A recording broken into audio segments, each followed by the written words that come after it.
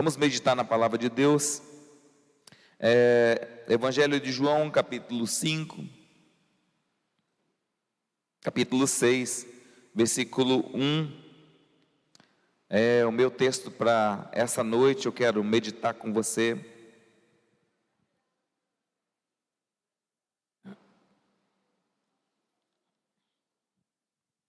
Evangelho de João, capítulo 6.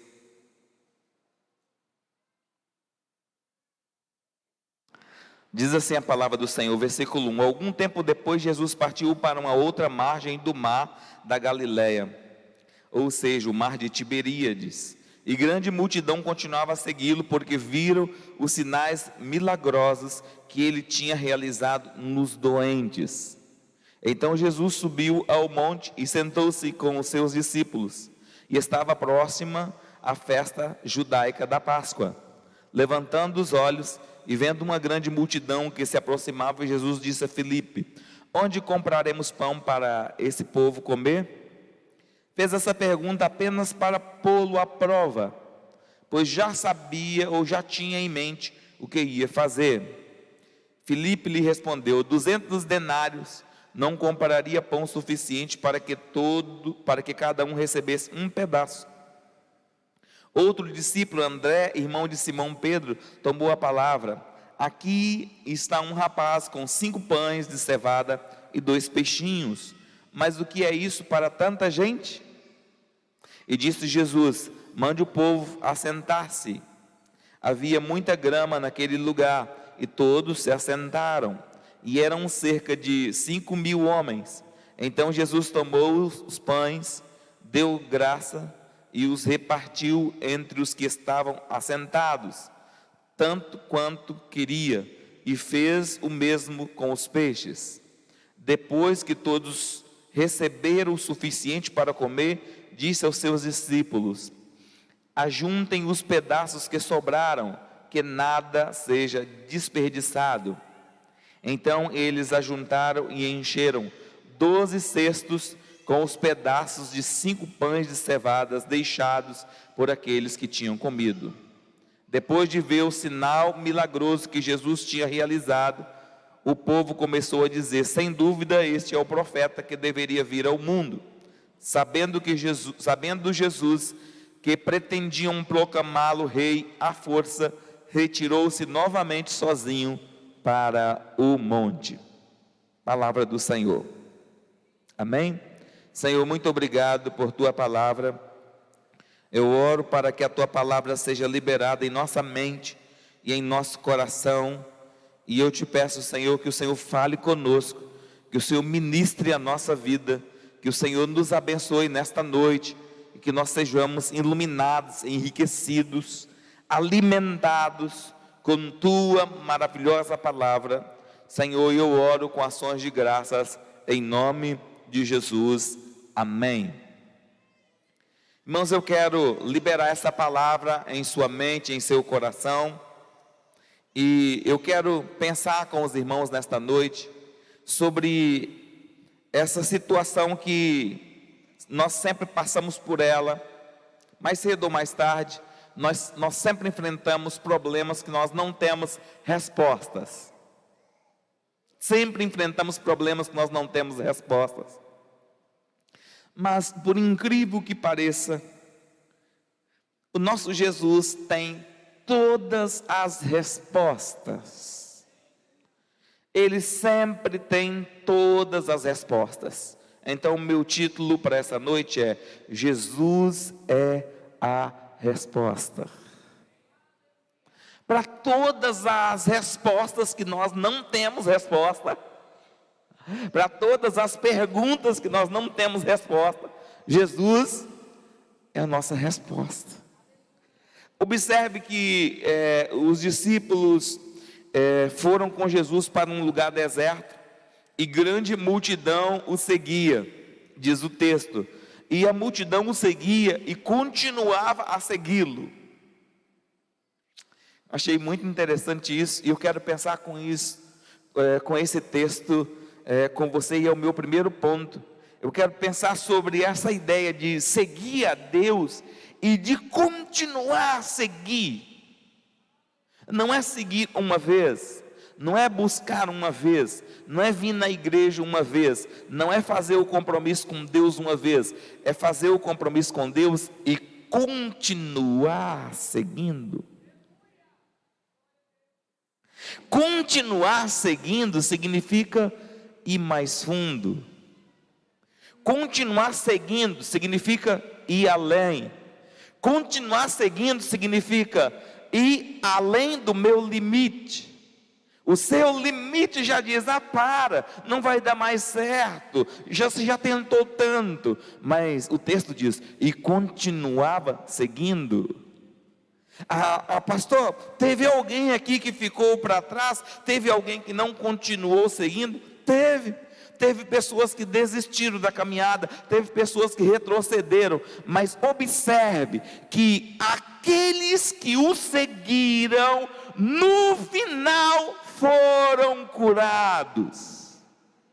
Então, o meu primeiro ponto para você nesta noite, e o que eu quero pensar com você é que em Jesus há resposta para as nossas perguntas que não temos resposta, e muitas vezes a resposta não vem com uma simples decisão de aceitá-lo, ou com uma simples decisão de vir no culto, ou com uma simples decisão de decidir orar um certo tempo, mas vem com um segundo passo, onde nós decidimos ir além, ir mais fundo, buscar mais e se consagrar mais. Muitos ficaram do outro lado do mar de Tiberíades, mas muitos atravessaram o mar e foram ao encontro dele. Esses que foram ao encontro dele foram curados.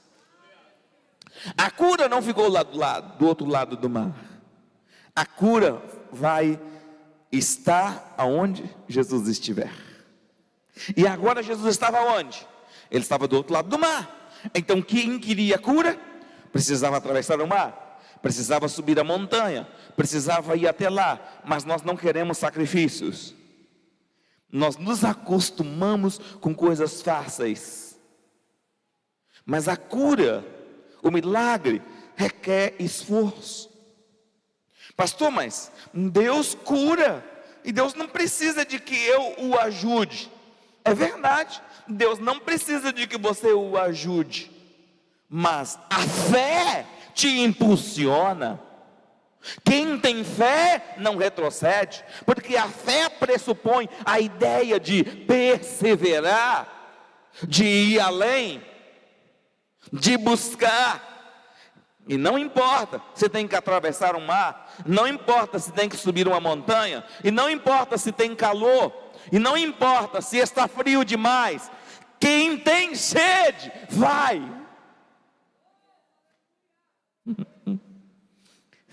Será que nesta noite eu estou pregando para alguém que tem sede de Deus? Se você tiver sede de Deus, você vai ir. Ninguém pode te parar, a não ser você mesmo. Ninguém pode.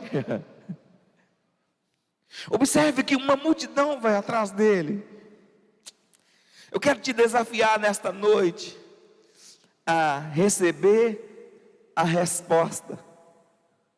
E a sua resposta não está na religião.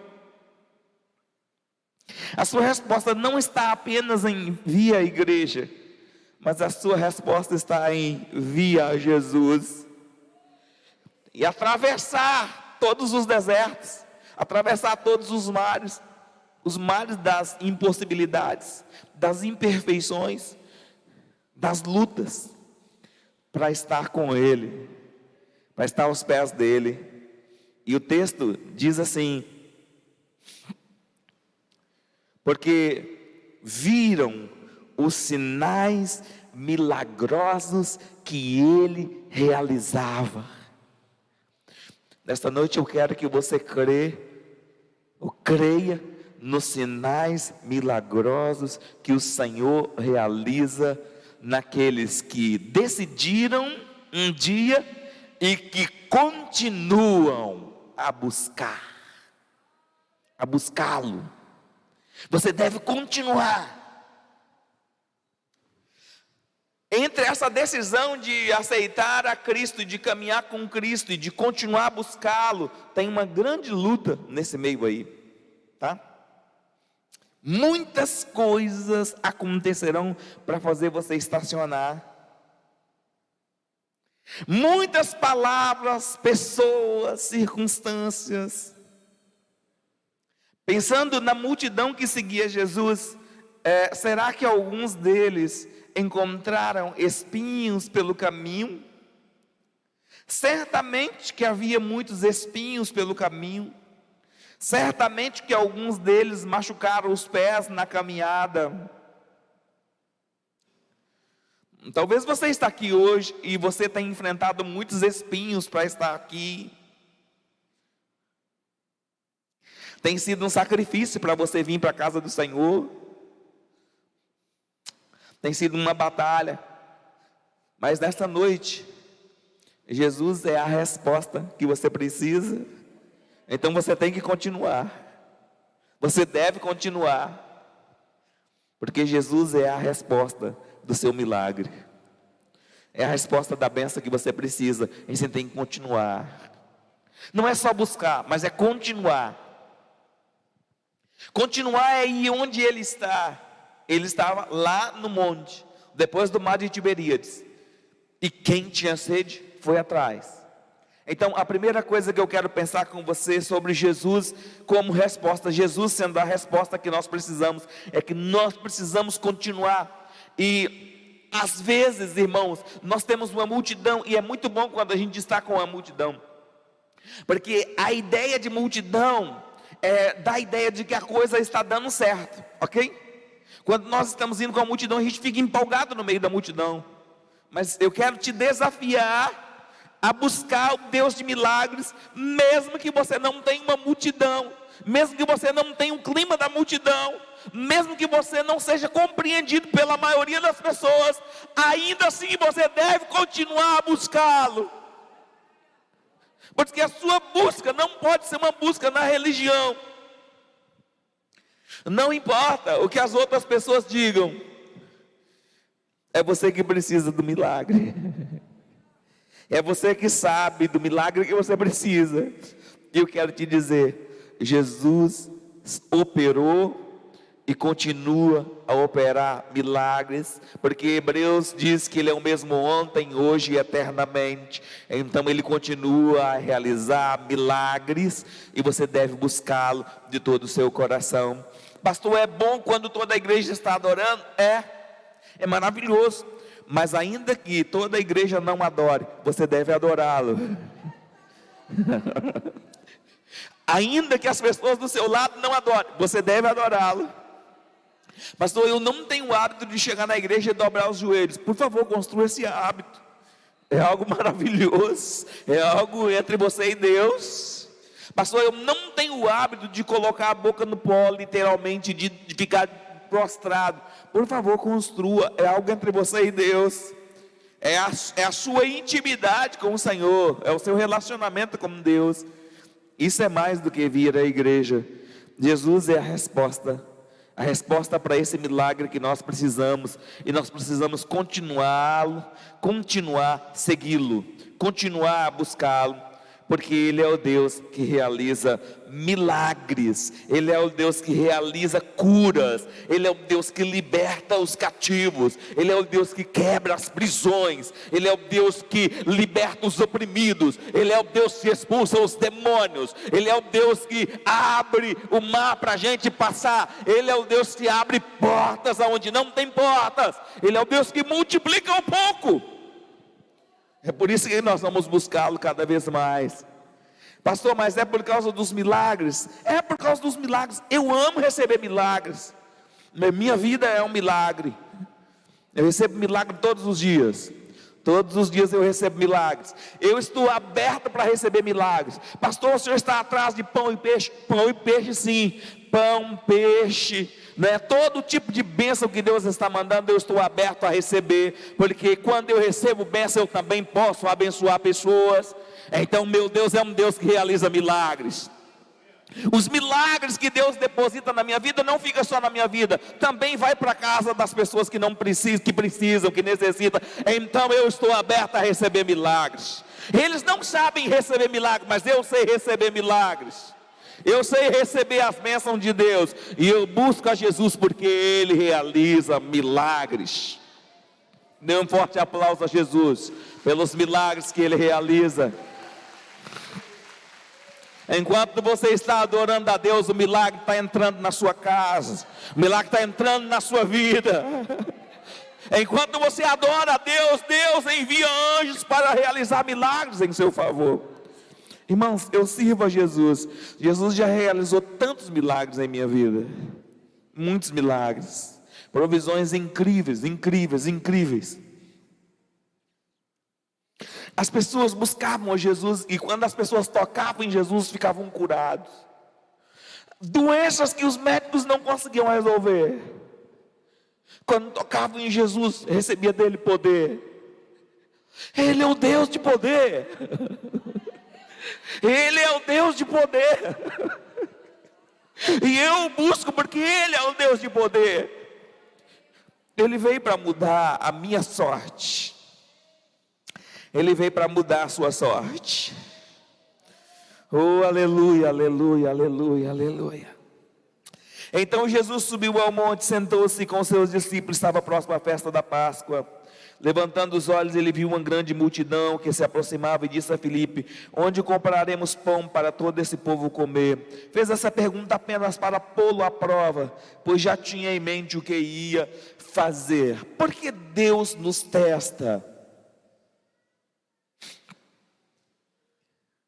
Porque Deus nos testa. Porque a maioria de nós olhamos para a vida do ponto de vista lógico e racional. Dá uma olhada no texto e você vai ver que os discípulos são totalmente lógicos e racionais. Filipe disse: 200 denários não compraria pão suficiente para que cada um deles recebesse um pedaço. Um denário era o valor de um trabalhador braçal que ganhava durante um dia de trabalho, era um denário. Então 200 dias de trabalho não era o suficiente para comprar pão para que eles comessem um pedaço. Então não resolve. O outro discípulo, André, irmão de Simão Pedro, tomou a palavra e disse: aqui é um rapaz que tem 5 pães de cevada e 2 peixinhos. E ele termina a frase: o que é isso para tanta gente? Nós sempre pensamos de maneira racional. O salário não vai dar. Nós fazemos as contas, nós fechamos as contas e nós sempre pensamos de maneira racional. Mas nesta noite eu quero levar você a pensar de maneira como Jesus pensa. E Jesus disse assim: o que nós vamos fazer? Mas é interessante que o próprio texto diz assim: ele já tinha em mente o que ia fazer. Então, com que mente Jesus funcionava? Com a mente racional, que é limitada, ou com a mente do sobrenatural, que é ilimitada?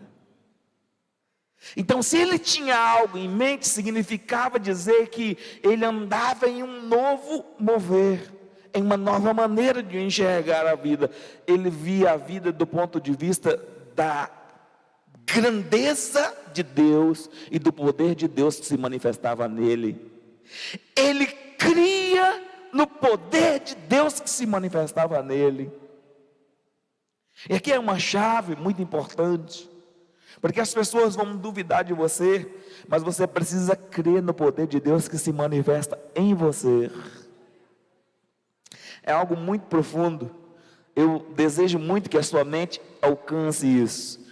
Você pode andar como um homem comum, ou você pode andar como um homem que crê no poder de Deus que se manifesta em você. E quando você anda como um homem, como uma mulher que acredita no poder de Deus que se manifesta em você, então você sabe que Jesus sempre tem a resposta para aquilo que você não tem resposta. Você não tem a resposta, mas você sabe que o Deus que habita em você tem a resposta. Ele pode ainda não ter revelado, mas Ele tem a resposta. Ele tem a resposta. Pastor, e o que eu faço? Algumas vezes nós esperamos Ele dar a resposta. Algumas vezes nós esperamos Ele agir. E algumas outras vezes nós nos desesperamos. Mas não deveríamos nos desesperar, porque para cada pergunta que nós não temos a resposta, Jesus é a resposta. O próprio texto diz: Ele já sabia o que ia fazer. Por que Ele sabia o que ia fazer? E quando você olha o texto, então Ele diz: mande o povo sentar. Ele era muito espiritual. Ele diz: pode sentar. Esse é o detalhe. Você sabia que tem pessoas que elas são tão ansiosas que elas não conseguem sentar? Você sabia que tem pessoas que são tão ansiosas que elas não conseguem parar de falar? Que elas não conseguem ficar calmas? Mas Jesus diz: mande o povo sentar. E foi dado um comando, e uma multidão de 5.000 homens sentaram. Ordem. O propósito da ordem. Como distribuir pão para 5.000 pessoas se não houvessem ordem? O propósito da ordem. O nosso Deus é um Deus de ordem. O propósito da ordem é beleza. Se você olhasse para o culto de Jesus, era um culto de completa ordem. 5.000 pessoas sentadas, em plena relva. Estavam sentados de 50 em 50 e de 100 em 100. Não estava tudo bagunçado. Não estava em desordem. Porque todos seriam servidos. O propósito da ordem é beleza. Mas o segundo propósito da ordem é produtividade. Como servir 5.000 refeições em pleno deserto? Se não tivesse ordem, ia virar uma bagunça. Muitos comeriam e outros não comeriam. Mas como havia ordem, todos comeram e se saciaram. Produtividade. Queridos, o propósito da ordem é beleza. O propósito da ordem é produtividade. O terceiro propósito da ordem é bem-estar. Havia bem-estar naquele lugar. Todos estavam bem. Eu quero falar muito disso. Quando você arruma seu guarda-roupa, você se sente bem. Quando seu carro está sujo e você entra no carro sujo, você se sente mal. Mas quando você vai lá e você lava o seu carro, e você gasta um tempo e você perfuma o carro, e aí depois quando você entra no carro e o ar que bate ali, é aquele prazer, dá um bem-estar. O propósito da ordem, porque as coisas foram colocadas em ordem. O nosso Deus é um Deus de ordem. Ele é a resposta. Ele quer colocar ordem em sua vida. Ele quer colocar ordem nos seus pensamentos. Ele quer colocar ordem nos seus relacionamentos. Ele quer colocar ordem nas suas finanças. Ele quer colocar ordem. Ele é um Deus de ordem. A Bíblia diz que quando Deus fala, os anjos lhe obedecem prontamente. Ele é um Deus de ordem. Todo espírito de desordem não vem de Deus. Todo espírito que se rebela contra a ordem é um espírito de rebelião, traz maldição.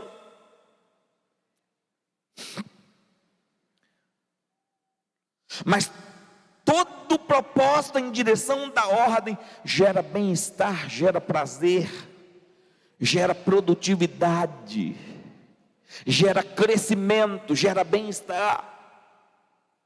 Ame o propósito da ordem. Coloque sua vida em ordem.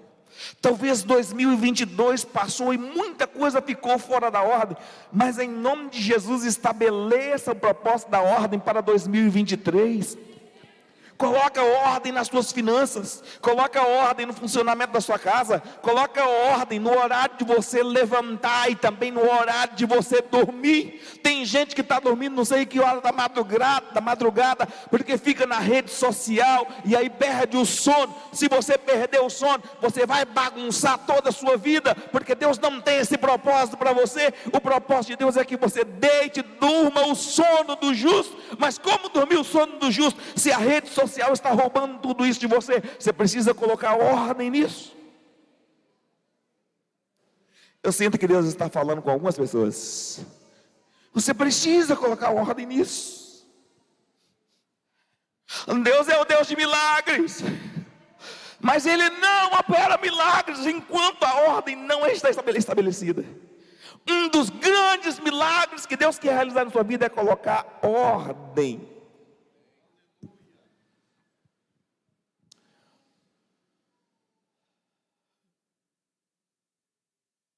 Cuidado com o espírito de rebelião.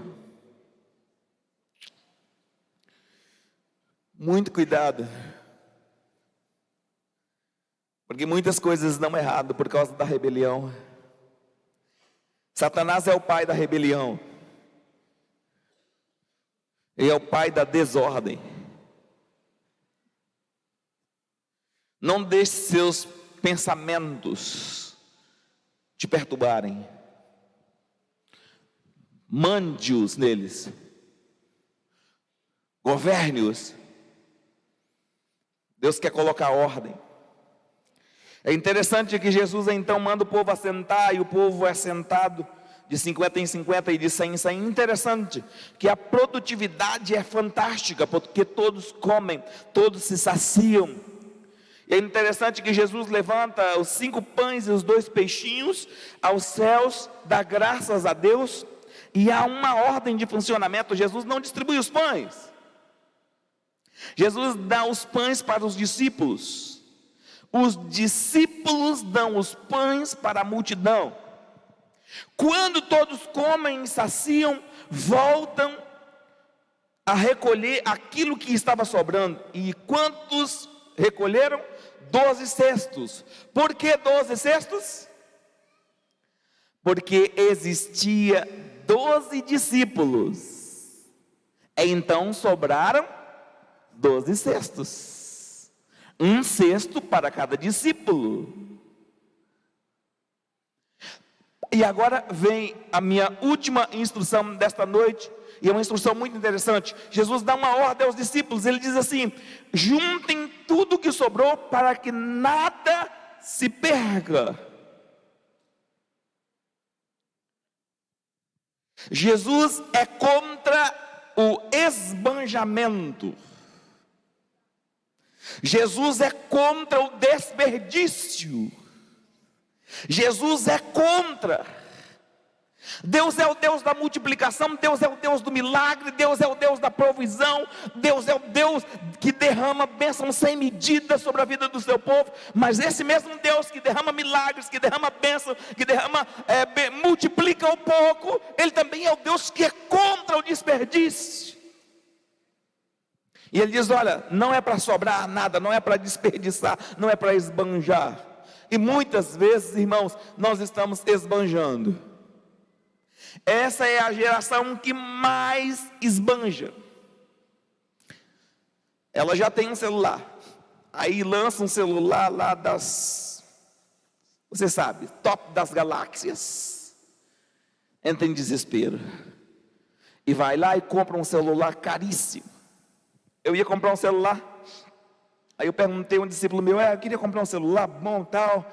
Ele disse: pastor, tem esse aqui. Eu falei: quanto é que é? 3.500. O sangue de Jesus tem poder. Isso faz muito tempo, tá? Tem bastante tempo. Eu fui lá e comprei um por 850, paguei em 12 vezes, e estou feliz da vida com ele. Mas esse de 3.500 agora acho que custa 14. E tem gente que paga 14 mil no celular. Não é esbanjar? Fala a verdade. O meu de 850 funciona numa boa, cara. Funciona tranquilo. Inclusive o primeiro serviço que eu fiz com ele, que eu fiz um serviço com ele, e um serviço só eu ganhei 700. praticamente pagou o celular. Não é que você não possa ter, eu até oro a Deus para que você tenha. E você deve ter, porque o nosso Deus é um Deus rico, amém? Só que o nosso Deus é contra o desperdício. E nós desperdiçamos. Atrasamos a conta do cartão de crédito e pagamos juros altos. Deus é contra essas coisas. Ele diz, nada se perca. Por que você tem que dar dinheiro para os bancos? Deixamos a torneira vazando e a conta de água vem lá em cima. Deixamos a energia ligada e a conta vem lá em cima. Se você saiu do quarto, não tem ninguém lá, apague a luz. Deus é contra o desperdício.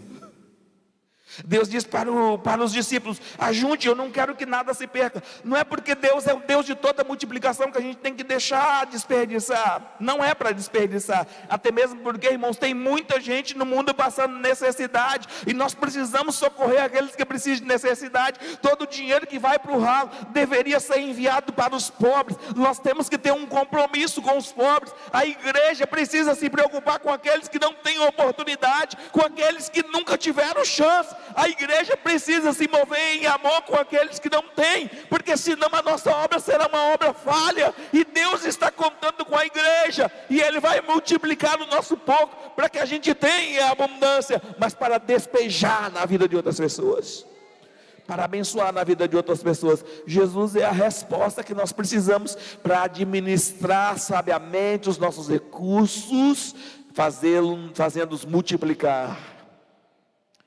A minha oração nesta noite é que você saia do vermelho e que você entre no azul e que você tenha dinheiro para emprestar, para abençoar, para multiplicar a sua sementeira, que você não viva apertado, que você não viva debaixo de peso, de cobrança, mas que você viva uma vida tranquila e sossegada, porque o nosso Deus é o Deus da multiplicação e do milagre, e Ele tem uma porta aberta para cada um dos seus filhos, e Ele é a resposta que nós precisamos, inclusive a resposta de economia. Jesus está dando uma lição de economia. Ele diz, eu não quero que nada se perca. Não é para esbanjar, é para usar com sabedoria e com discernimento. Não é para esbanjar. Para que esbanjar? Deus é contra essas coisas. E talvez você diga, pastor, mas eu queria que o senhor falasse de Deus. É Deus que está falando. Porque muitas vezes, irmãos, nós jogamos nossos recursos fora e depois ficamos apertados.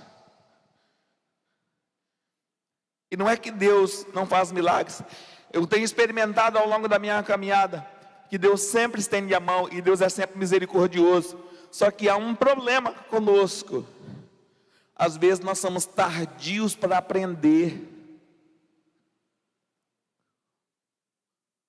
E eu desejo muito que Jesus seja uma resposta de uma vida financeira equilibrada para você, para que você viva bem, sua casa, sua família, seu lar. Eu desejo muito que Jesus seja uma resposta de uma vida financeira bem para mim, para minha casa e para minha família e para todos nós. Se essa palavra é de Deus para você, se coloque de pé, que eu quero orar por você nesta noite.